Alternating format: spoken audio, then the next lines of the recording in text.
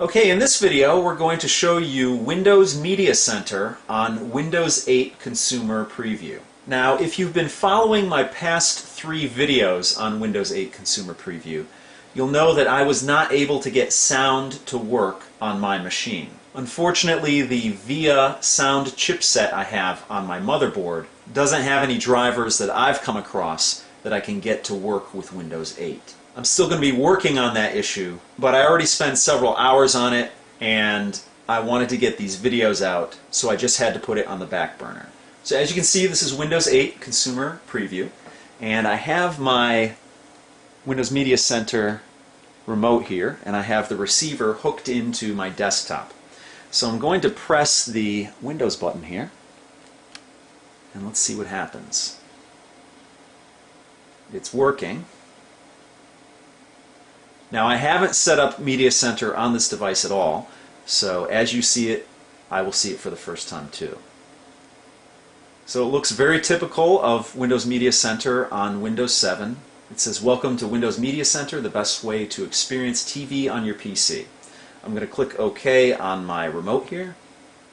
And as I said, unfortunately I don't have sound, so Windows Media Center isn't going to be much use to me, but I do want to see how it works, if there's any differences on Windows 8 versus Windows 7. So it says set up Windows Media Center with recommended options. I'm going to click yes.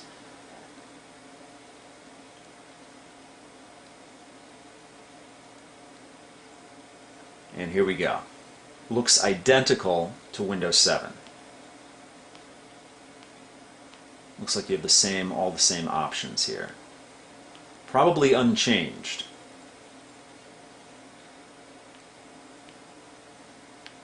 I'm in the extras area here, and that's something that's a little different. Normally there are extras in there, whether they're games or the test to see if your computer can run Media Center when it's hooked up to a cable card device.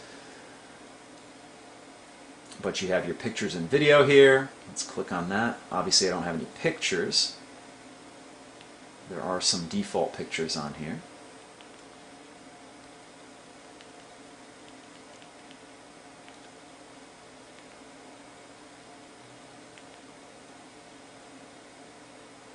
Let's see what they look like here.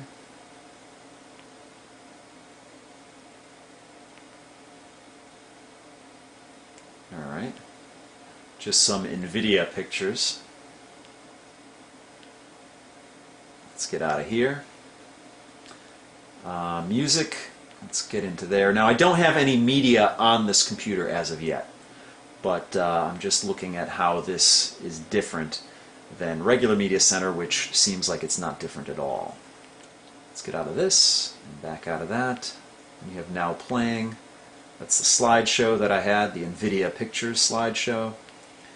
And movies, you do have the Netflix option here, which is nice. And let's click on that. And if you're familiar with Media Center, you can have a Netflix plugin, and it's actually a nice interface for Netflix on here. Now, this is just touching on Windows Media Center on Windows 8, just to see how it works.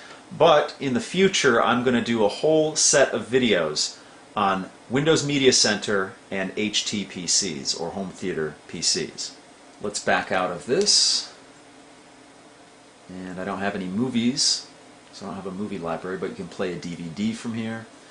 And then if you have, like I said, if you have a cable card device hooked up to Windows Media Center, you can actually watch live TV on your device and actually record live TV. So you can make your Windows PC into a DVR, which is really nice. You have your guide here. You click on that. I don't know if it's going to bring anything up, but that's the guide. Let's back out of this.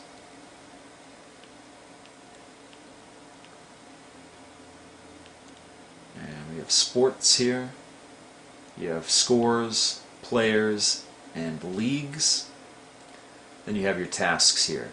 So pretty much looks a lot like, if not just identical, to Windows Media Center on Windows 7. Unfortunately, like I said, the sound's not working on my device, so I'm not going to be able to use it.